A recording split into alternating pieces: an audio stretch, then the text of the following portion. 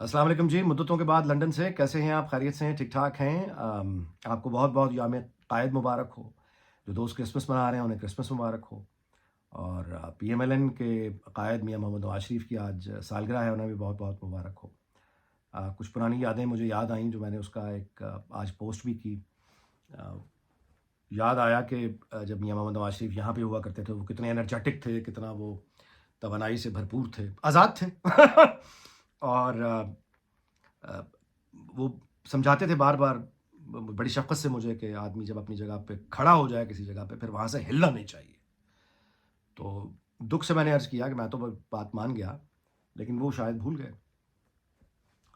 ख़ैर करते हैं इस पे बात।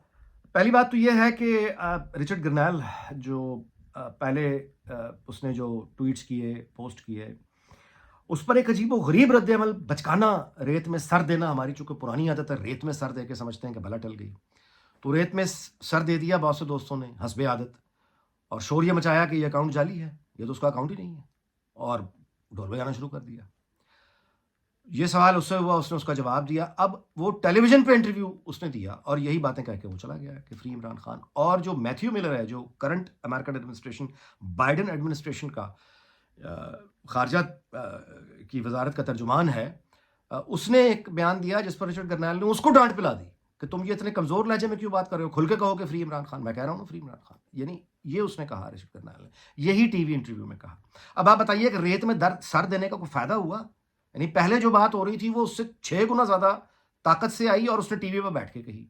अच्छा, अब इसमें मसला क्या है? मसला ये है कि ये जो वो कह रहा है रिचर्ड गर्नैल, जो कुछ भी कह रहा है, वो सिर्फ ये नहीं, उसने हकीकी आज़ादी तक का एक नारा लगा दिया है, लिखा है उसने हकीकी आज़ादी।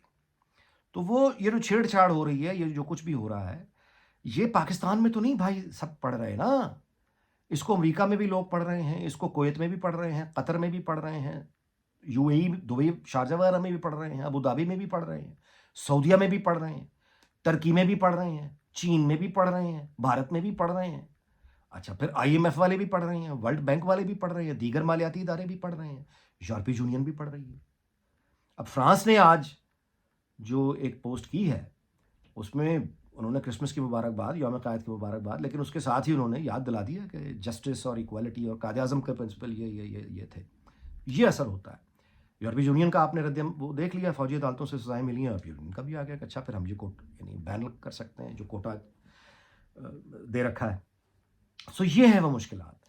और इससे जो अगली हमाकतें हैं वो ये हैं कि जब ज़ाहिर है कि पता चल गया कि अमेरिका इस कदर दबाव डाल रहा है और इमरान खान की रिहाई की सूरत अब बनानी पड़ेगी या निकालना पड़ेगा, या उस पॉसिबिलिटी को ज़हन में रखते हुए जो सियासी आप कहिए बयानियाँ तैयार करवाने की कोशिश की गई, जो बिल्कुल ही यानी जिसकी यानी पैर ही नहीं है, बिल्कुल हवा में, वो ये है कि नवाज शरीफ साहब जो हैं वो तो इमरान खान के लिए दिल में बड़ा नरम गोशा रखते थे हमेशा से, और वो तो जेल में भी मिलने जा सकते हैं। या ये है कि वो एक ही आदमी है जो इमरान खान को रिहा करा सकता है, वो नवाज शरीफ है, और या ये कि नवाज शरीफ जो हैं वो इमरान खान को रिहा करवा देंगे। ये यानी ये इस तरह की बातें हैं। ये खुशामदी टोला जो एक बैठा होता है ना जी, हर सियासी पार्टी में होता है, नून लीग में भी है, और जो खुशामदी टोला नून लीग का है वो छाया हुआ ज़ाहिर है। वो जितनी बेशर्मी से और वो जितना यानी आप अंदाज़ा लगाइए उछल-उछल के और दुमें हिला-हिला के जिस तरह से उन्होंने इमरान खान से मुज़ाकरात की भीख माँगी, चेहरे उतरे हुए हैं, फीके चेहरे पड़े हुए हैं, रौनक सारी जा चुकी हुई है, आते दिन का खौफ, वो उनके असाब पे तारी है। इस तरह पैरालाइज़ होके हुकूमतें चलती हैं। इस खौफ से फ़ालिज ज़दा होकर सियासत होगी, आप बयानियाँ बनाएँगे। ये खौफ, ये अज़ाब, ये अपने सर पे मुसल्लत क्यों कर रखा है, मेरी ये समझ से बाहर है। ये धुएँ की हुकूमत है, और जिस तरह के इंतखाबात के नतीजे में ये वजूद में आई है, इन्हें इसके साथ क्या आगे चलना है? सो इससे बेहतर है कि इससे जान छुड़ाएँ। और ये सोचना, ये मैंने ट्वीट भी किया है कि सियासत में रास्ते हमेशा खुले रहते हैं। मतलब है ये सोचना कि अच्छा ठीक है जी, हम पीछे हट गए तो इमरान खान आके वो तो हमें मार देगा, लिहाजा हमने आखिरी हद तक जाना है और उसको नहीं। बात यह है कि आप आखिरी हद तक चले जाएँ, वो फिर भी रिहा हो गया। आप आखिरी हद तक चले जाएँ, हुकूमत फिर ना बचे, कुछ और हो जाए, तो फिर क्या होगा? फिर नहीं, फिर बचत हो जाएगी। तो बैरूनी दबाव लेकर, बैरूनी दबाव में आकर उसके बाद ये कहना कि हाँ जी ठीक है, हम तो मान गए, हम तो मान गए। उसके बाद ये कहना कि हाँ ठीक है जी, वो तो नवाज शरीफ साहब तो चाहते थे कि इमरान खान रिहा हो जाए। اس سے آگے تو پھر یہی ہے کہ جب بیرونی دباؤ آئے گا تو یہی نون لیگ کا خوشامدی ٹولہ یہ بھی گواہی دے دے گا کہ وہ تو نون لیگ کی قیادت بھی عمران خان سنبھال لے, نواز شریف تو ایسا ہی چاہتے ہیں. یعنی بعد میں یہ باتیں کرنے کا فائدہ. اب آپ دیکھ لیجئے, اب مریم نواز صاحبہ نے مثال کے طور پہ کرسمس کے موقع پہ کل گئیں اور بڑی شروع نے تقریر کی, لیکن 10,000 کیک کہ جی میں 10,000 کیک بھی لے کے آئی ہوں, اور پھر انہوں نے ایک تفصیل سے کہا کہ ہندو, سکھ, کرسچنس میرے سر کا تاج ہے, میں سب کی وزیر اعلیٰ ہوں وغیرہ, بڑی اچھی باتیں ہیں. لیکن جو انوائرمنٹ ہے, اس انوائرمنٹ میں جو اس کا مطلب نکالا جائے گا وہ یہ ہے کہ چونکہ امریکہ سے دباؤ آ رہا ہے, جوتے پڑ رہے ہیں وہاں پہ, چونکہ ایک ڈائریکٹر نیشنل انٹیلیجنس تلسی گاربرڈ وہ چونکہ تنقید کر چکی ہیں, اور ان کی ٹائم لائن پہ ابھی تک وہ ویڈیو پڑی ہے, اس میں وہ تنقید کر رہی ہیں پاکستان کے اوپر کہ یہ اقلیتوں کے ساتھ ظلم کرتے ہیں, 71 میں انہوں نے ہندوؤں کے ساتھ ظلم کیا. یہ ان کی ڈائریکٹر نیشنل انٹیلیجنس کی ویڈیو ہے, اور اقلیتوں کے حوالے سے انہوں نے بڑے اعتراض کیے ہیں.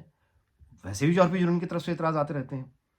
تو اب یعنی جتنی ایکسٹرا آرڈینری ان لیگ نے, نون لیگ نے یہ کرسمس منائی ہے, لگ یہ رہا ہے کہ وہ تو عید کبھی اتنی شوق سے نہیں مناتے جتنا کرسمس منا رہے ہیں. یعنی اس کا نتیجہ یہی سوچیں گے نا لوگ کہ یہ بوکھلاہٹ میں ہو رہا ہے, یعنی یہ بتایا جا رہا ہے کہ جناب ہم ہیں وہ لوگ, ہمیں سپورٹ کریں.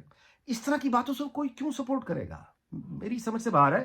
اور میں آپ سے گزارش کروں کہ میاں محمد نواز شریف کیوں اس آکورڈ پوزیشن میں بیٹھے ہیں, میں بالکل سمجھنے سے قاصر ہوں. جہاں تک یہ ہے کہ ان کی مرضی چلتی ہے یا میرا تجربہ اس سے مختلف ہے. میں آپ کو ایک چھوٹی سی واقعہ بتا دیتا ہوں, تفصیل میں جانا مناسب نہیں ہے, کبھی موقع ہو تو وہی بتا دوں گا. ابھی آپ کو اتنی عرض کرتا ہوں کہ 2022 کے مڈ کی بات ہے, میں نے ایک آئیڈیا پریزنٹ کیا میاں محمد نواز شریف صاحب کی خدمت میں کہ جو یوتھ ہے پاکستان کی, وہ اس کا آپ سے تعارف نہیں ہے, اور وہ آپ کے بارے میں اتنا ہی جانتے ہیں, اور ایگزیکٹلی وہی جانتے ہیں جو عمران خان نے ان کو بتایا ہے. تو آپ پاکستان جانے سے پہلے اپنا ایک پروفائل, ایک انٹروڈکشن, ایک زندگی کی کہانی, اس کو آپ ریکارڈ کیجئے سوشل میڈیا کے لیے, اور وہ پھر پارٹی کے پیجز پر اور different social media platforms پر اس کو نشر کر دیجئے. اس سے یہ ہوگا کہ جو یوتھ ہے جو بالکل ہی بے خبر ہے, ان کا یعنی ایک تعارف ہوگا آپ سے, آپ کی شخصیت. اچھا, دوسری مصیبت یہ ہے کہ ان کو پر کتاب بھی کوئی نہیں ملتی. یعنی ایک سہیل وڑائچ صاحب کی ہے غدار کا, کتاب ہی کوئی نہیں, جانتا ہی کوئی نہیں. تو دوسرا میرا آئیڈیا یہ تھا کہ ایک کتاب کی بہت ضرورت ہے, تاکہ ڈپلومیٹک سرکلز میں دنیا کو اگر آپ کے بارے میں جاننا ہو تو کوئی کتاب تو ہو, کوئی انٹرنیشنل آتھر کی انگریزی زبان میں, جس کو وہ لے سکیں اور آپ کے بارے میں جان سکیں. وہ بھی خیر نہیں, بات ابھی تک تو نہیں ہوا. لیکن جو بات وہ مان گئے تھے وہ انٹرویو کی بات تھی. انہیں یہ آئیڈیا بہت پسند آیا, اور انہوں نے کہا کہ یہ بالکل ٹھیک ہے, پاکستان جانے سے پہلے میں ایک طویل, میرا آئیڈیا تھا کہ ایک ویژول آٹو بایوگرافی ہو جائے گی. اس کا مطلب ہم ٹائم کو لمٹ نہ کریں, اور اس میں ہم مختلف آپ کے زندگی کے جو ادوار ہیں اس کا ہم احاطہ کریں گے, اور آپ بتائیے, اور اس میں باقاعدہ ڈسکشن کر کے یہ بھی مطلب ہے کہ وہ رضامندی ہو گئی تھی کہ باقاعدہ ایک اس میں چیپٹر کا نام تھا کہ مجھ سے نفرت کرنے والوں سے, کہ آپ مجھ سے نفرت کرتے ہیں, چلیں میں آپ کو بتاتا ہوں. اور پھر آگے وہ پورا ایک گفتگو تھی کہ آپ مجھ سے نفرت اگر کرتے ہیں تو کم از کم یہ تو جان لیں, کم از کم یہ تو جان لیں, اس کے بعد بھی چاہیں تو نفرت کر لیں. بہت. اور پھر میاں نواز شریف کا جس طرح بولنے کا انداز ہے, بہت دھیما, بہت خوبصورت. جو لوگ جانتے ہیں, جن لوگوں نے دیکھا ہے, وہ اس بات کو سمجھ سکتے ہیں کہ وہ بہت دل کو موہ لیتے ہیں جب وہ اپنی بات کرتے ہیں, بڑے بڑے پیار سے اور بڑے فطری انداز میں, نیچرل اگر بات کریں, ٹینس ہو کے نہیں. تو وہ بالکل ان کو پسند آیا تھا, اس کی تیاری ہو چکی تھی. اور ایک مقام ایسا آیا کہ جب اس پر ہم نے کافی کام کر لیا, کافی چیزیں اس پہ تیار ہو گئیں, اس کا پہلا ڈرافٹ ایک تیار ہو گیا, تو مجھے ایک دن کال آئی کہ آپ تشریف لائیے. میں چلا گیا, یہی راشد نصر اللہ صاحب نے کال کیا, میں چلا گیا, اور میں اندر جا کے دیکھتا ہوں کہ اندر میاں نواز شریف صاحب تھے, عرفان صدیقی تھے, پرویز رشید تھے, اور جاوید لطیف تھے. یہ تینوں شخصیات تھے. اور میاں محمد نواز شریف صاحب نے ان کے سامنے مخاطب کر کے مجھے کہا کہ انیق صاحب آپ کو مبارک ہو, آپ کا آئیڈیا اپروو ہو گیا ہے, اور کہ مجھے لوگوں سے بات کرنی چاہیے, اور میں یہ جو پہلا ڈرافٹ تیار ہوا ہے اس پر بات کرنے کے لیے عرفان صدیقی صاحب اور پرویز رشید صاحب اور جاوید لطیف صاحب پاکستان سے تشریف لائے ہیں, لندن, اور ہم بیٹھ کے اس پہ بات کریں گے. تو وہ ڈرافٹ پڑھا گیا, اس پر گفتگو ہوئی, کامنٹس آئے, پسند کیا گیا, اور میاں محمد نواز شریف نے ان کے سامنے مجھے کہا کہ میں 3 دن اب اس کام کے علاوہ دوسرا کوئی کام نہیں کروں گا جب تک یہ شخصیات یہاں پہ ہیں، ہم صرف اسی انٹرویو پہ بات کریں گے۔ بالکل ٹھیک ہے جی۔ اگلے دن میں 11 بجے گیا، اندر گیا تو عرفان صدیقی صاحب تھے، پرویز رشید صاحب تھے، اور اندر ایک میٹنگ چل رہی تھی میاں محمد نواز شریف، اور اس وقت شہباز شریف وزیر اعظم تھے اور کوئی اجلاس ہو رہا تھا۔ تو مجھے عرفان صدیقی صاحب نے کہا کہ یار بات یہ ہے کہ وہ اندر کوئی اجلاس ہو رہا ہے، اور اس کے بعد پھر دوسرا اجلاس ہے، پھر تیسرا اجلاس ہے، اور میاں صاحب کی عادت ہے وہ اس طرح کی باتیں کرتے رہتے ہیں۔ تو مجھے بھی ایک دفعہ انہوں نے کہا تھا کہ پتہ نہیں میں نے فلاں چیز، تو میں بھی لکھ کے چلا گیا، اب آپ نے بھول گئے، تو شاید وہ بھول گئے۔ میں نے کہا نہیں، وہ اس طرح بھولنے والی بات نہیں ہے، ہمارے کئی مہینے لگے ہوئے ہیں، اور ٹھیک ہے وہ بزی ہوں گے، بعد میں بلا لیں گے، کافی اس پہ محنت ہوئی ہے۔ تو انہوں نے کہا کہ ابھی تو بہرحال نہیں لگتا، تم چلے جاؤ۔ پرویز صاحب نے بھی کہا کہ یار تم مزدور آدمی ہو، پارکنگ بڑی مہنگی ہے باہر۔ میں نے کہا اچھا پھر میں جاتا ہوں، میں چلا گیا۔ اس کے بعد اگلے دن بھی وہ میٹنگ نہیں ہوئی، اس سے اگلے دن بھی میٹنگ نہیں ہوئی، قصہ مختصر کہ آج کی تاریخ تک وہ میٹنگ نہیں ہوئی۔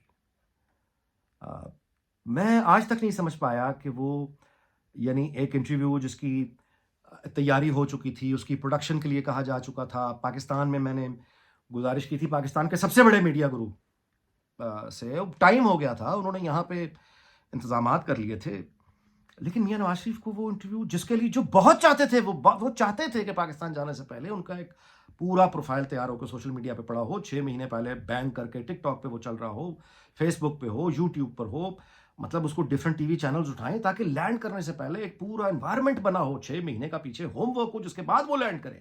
یہ تھا پلان، لیکن وہ کچھ بھی نہیں ہو سکا، اور وہ خاموشی سے چلے گئے، اور وہ آج تک خاموش ہیں۔ تو یہ تجربہ میں نے آپ کو مختصر بتایا ہے تفصیل میں جائے بغیر، اور یہ تجربہ میرا خیال ہے کہ یہ ثابت کرنے کو کافی ہے کہ میاں نواز شریف جو ہیں ان کی مرضی اس طرح سے نہیں چلتی۔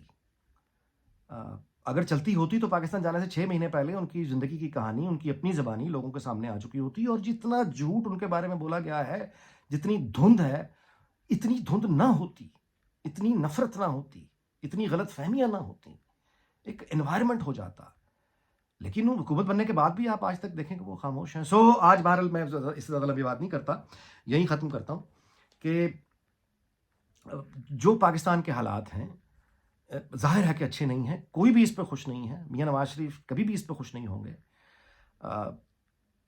بہرحال میں تو یہی گزارش کر سکتا ہوں کہ آج بھی انہیں کھل کر مکالمہ کرنا چاہیے، بات کرنی چاہیے، اور کچھ نہیں تو کم از کم اپنی ماضی کی ہی زندگی نکال کے سامنے رکھیں، اور اس ڈیڈ لاک سے نکلنے کا کوئی باعزت طریقہ۔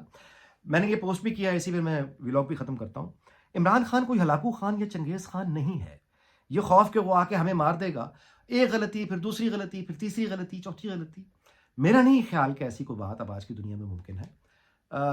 اس کو بات کر کے آگے نکلنے کا کوئی راستہ، سال بعد الیکشن رکھ لیں، 1.5 سال بعد رکھ لیں، 10 مہینے بعد رکھ لیں، مذاکرات سے کوئی راستہ نکالیں، اس سے پہلے کہ بیرونی دنیا دباؤ ڈال کر خدا نخواستہ پاکستان کے مفاد کے خلاف کوئی فیصلہ کرنے پر یعنی مجبور نہ ہو جائیں، بس یہ ہے۔ اس دعا کے ساتھ کہ اللہ تعالیٰ پاکستان کو شاد اور آباد رکھے۔ آپ سے اجازت چاہتا ہوں، اگلے ولاگ میں ملاقات ہوگی، اپنا بہت خیال رکھیے گا، اللہ حافظ۔